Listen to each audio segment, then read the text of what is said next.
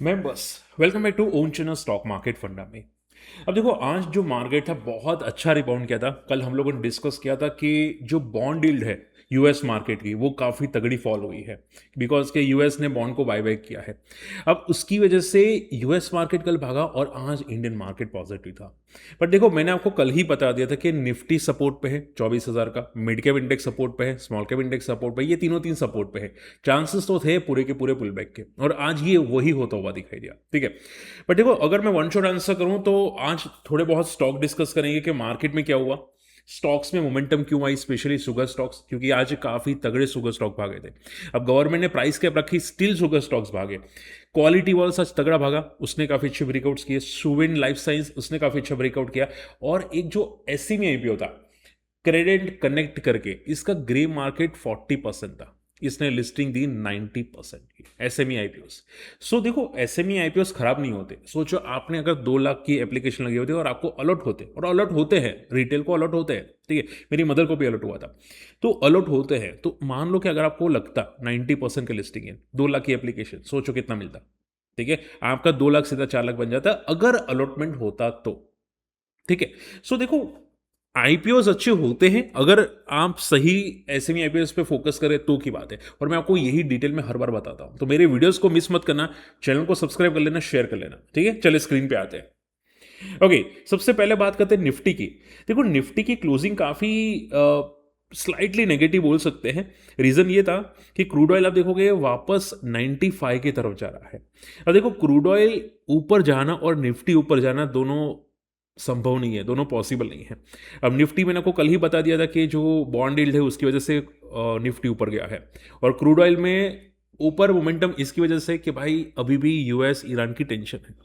ठीक है, सो दोनों पॉजिटिव है, बट चांसेस है कि एक जल्दी नीचे आएगा, चाहे इंडियन मार्केट हो चाहे क्रूड ऑयल, एक नीचे बहुत जल्द आने वाला है। ठीक है, सो थोड़ा केयरफुल है ना निफ्टी के अंदर। निफ्टी में थोड़ी वॉलिटिलिटी आपको वापस दिख सकती है। इवन मैंने ये तक सुना है कि यहाँ पे आरबीआई जो है वो इस साल के अंदर रेट बढ़ाने वाले हैं। यानी कि आप सभी लोग जानते हैं कि भाई अभी महंगाई बढ़ चुकी है, पेट्रोल डीजल सीएनजी ये सब प्राइस बढ़ चुके हैं, प्लास्टिक मटेरियल्स के प्राइस बढ़ चुके हैं, बहुत सारे कमोडिटीज प्राइस बढ़ चुके हैं। अब इसको कंट्रोल करने के लिए डेफिनेटली रेट हाइक बनता है, और रेट हाइक शायद एक ना हो, दो हो सकते हैं। ठीक है, 25 बेसिस पॉइंट के 2 रेट हाइक हो सकते हैं, शायद 2 अभी माने जा रहे हैं मार्च तक। ठीक है, सो प्रिपेयर रहना। इसकी वजह से बहुत सारी कंपनीज में प्रॉफिट बुकिंग आ सकती है। रीजन क्या होगा प्रॉफिट बुकिंग का, कि बहुत सारी कंपनीज डेट वाली होती है, कर्जा लिया होता है, और कर्जे की वजह से उनका इंटरेस्ट बढ़ जाएगा। ठीक है, आप सोचो, ये लोग सभी कंपनीज ने 5,000 करोड़ 10,000 करोड़ के कर्जे लिए होते हैं, अगर इंटरेस्ट बढ़ता है तो डेफिनेटली इनके प्रॉफिट्स कमाएंगे। ठीक है ना, तो ये थोड़ा नेगेटिव सिचुएशन आप बोल के चल सकते हैं। ओके ओके, अब देखो, निफ्टी में एक सिंपल बता देता हूं, निफ्टी की क्लोजिंग ठीक ठाक है, कोई ज्यादा पॉजिटिव नहीं बोल सकते। निफ्टी वापस पॉजिटिव कब होगा, जब ये 24,400 के ऊपर वापस निकलने की कोशिश करेगा। खराब नहीं है, बट सपोर्ट लेने आया था और कुछ नहीं। ठीक है, तो 24,400 के ऊपर एक अच्छा खासा मोमेंटम वापस आपको दिख सकता है। इसके अलावा अगर मैं बात करने जाऊं यहाँ पे, सी देखो, क्रेडिट कनेक्ट ये जो आईपीओ था ना, जैसे कि मैंने आपको बताया, इसका ग्रे मार्केट में आपको बताना चाहूंगा, देखो 44-45% था। ठीक है, अगर किसी को लगा है तो मुझे कमेंट में जरूर बताना कि भाई हाँ सर मुझे लगा है ये आईपीओ। ठीक है, तो काफी अच्छा है। बट देखो, एक बात याद रखो, अगर कोई भी आईपीओ अनुमान जितना होते हैं उससे ज्यादा लिस्ट होते हैं तो रिस्क बढ़ जाती है।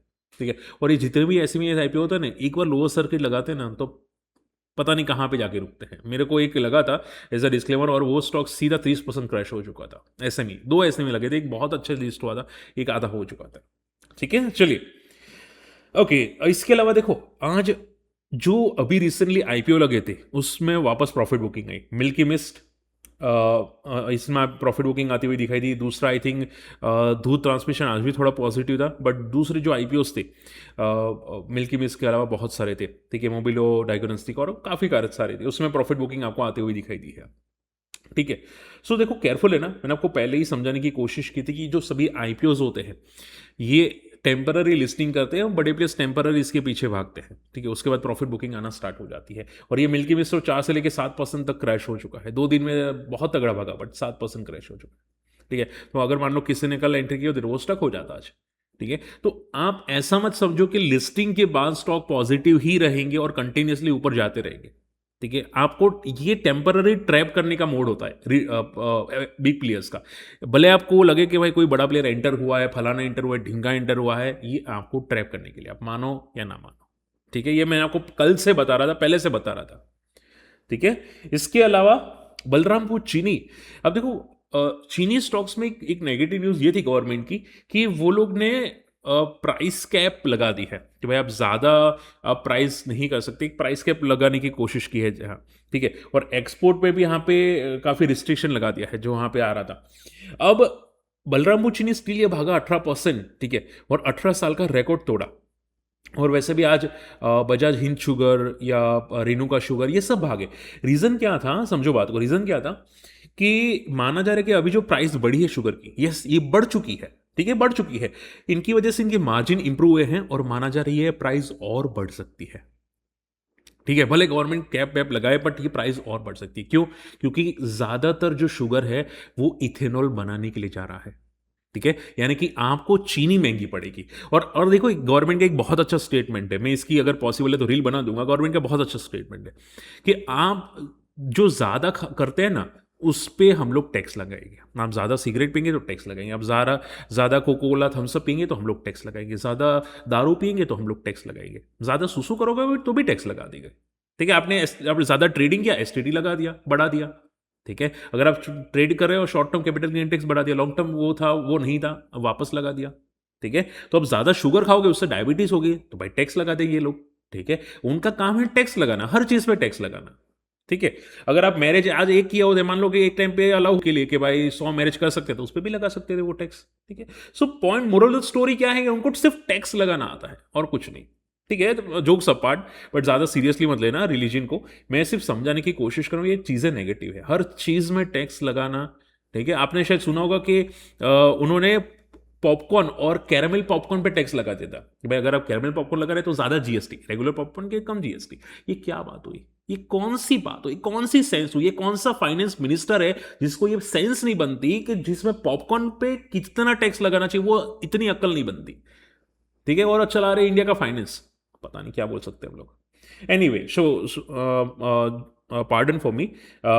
अभी बात करते हैं यहाँ पे क्वालिटी वॉल्स की। क्वालिटी वॉल्स का रिजल्ट देखो अच्छा आया था अभी रिसेंटली। इसने 35% का बहुत अच्छा प्रॉफिट ग्रोथ किया था और आज ये स्टॉक बहुत अच्छा ब्रेकआउट किया।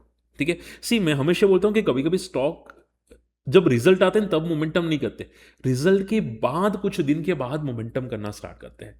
ठीक है, और एक और चीज बताई थी, अगर आप लोगों को मेरी वीडियोस डेली देखते हैं, जनरली होता क्या है, डीमर्जर वाली कंपनी जैसे डीमर्ज होके आ जाती है, ये डीमर्ज हुई थी हिंदुस्तान यूनिलीवर से, जैसे डीमर्ज होके बाहर आई इसकी वैल्यूएशंस पॉजिटिव हुई और ये भागा।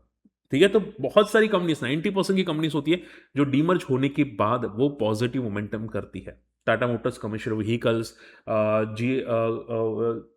जीएमआर पावर करके कंपनी थी, क्वालिटी वॉल्स हो गई, Muthoot Muthoot Fincorp I think थी शायद, मुझे नाम मेरी एग्जैक्ट याद नहीं है, पिरामल फाइनेंस थी।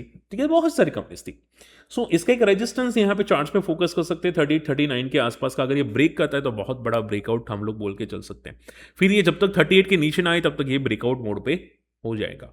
ठीक है, सो इन शॉर्ट में बहुत सारी चीजें पॉजिटिव है क्वालिटी वॉल्स के लिए। शुविन लाइफ साइंस की बात करते हैं, यहाँ पे लास्ट है। शुविन लाइफ साइंस भी आज बहुत तगड़ा ब्रेकआउट किया, एज अ डिस्क्लेमर मेरे पास है बीटीएसटी के लिए। 52 हाई को इसने ब्रेक किया है। अब रीजन क्या था कि इसने रिसेंटली 2-3 दिन पहले रिजल्ट्स दिए थे, 91% का ग्रोथ आया था सेल्स के अंदर, बहुत अच्छा जंप था, तो इसकी वजह से स्टॉक आज ये ब्रेकआउट करता हुआ आपको दिखाई दिया। अब मैं अगर चार्ट्स की बात करूं, देखो यहाँ पे चार्ट्स एकदम स्मूथ है। देखो मैं हमेशा आपको बताता हूँ कि भाई चार्ट्स को पढ़ा करो, चार्ट्स पढ़ा करो। देखो यहाँ पे बड़े प्लेस की एंट्री हुई, उसके बाद स्टॉक के अंदर यहाँ पे मोमेंटम आई, यहाँ पे बड़े प्लेस वापस आए, वापस सपोर्ट लिया और ये कन्फर्म ब्रेकआउट यहाँ पे आ चुका था। अब यहाँ से बड़े मोमेंटम के साइंस थे। ठीक है, विच इज अराउंड 300, तो अब जब तक 300 के ऊपर है तब तक पॉजिटिव। ठीक है, तो हमेशा चार्ट्स को पढ़ा करो, वॉल्यूम्स को पढ़ा करो, आपको बहुत सारी चीजें समझ में आएगी। निफ्टी से तो कहीं गुना बेटर है ये सभी चीजें। ठीक है, सो होप आज का वीडियो समझ में पसंद आया। रही बात क्रूड ऑयल की, क्रूड ऑयल मैंने आपको बता दिया था कि क्रूड ऑयल 91-91.5 के ऊपर जाते ही ये बड़ा ब्रेकआउट होगा और 93-94 की तरफ जाने की कोशिश करेगा। ये ऑलरेडी ब्रेकआउट हो चुका है। रही बात गोल्ड की, गोल्ड भी ब्रेकआउट मोड पे है और गोल्ड में अगर बात करें जाए तो 4500 एक रेजिस्टेंस था, इसने 4523 तक गया और दूसरा रेजिस्टेंस 4600 है। ठीक है, सो अभी के लिए गोल्ड भी काफी अच्छा ब्रेकआउट हम लोग बोल के चल सकते हैं। ठीक है, होप आज का वीडियो पसंद है, वीडियो शेयर कर लेना, चैनल सब्सक्राइब कर लेना। मिलते अगले वीडियो में।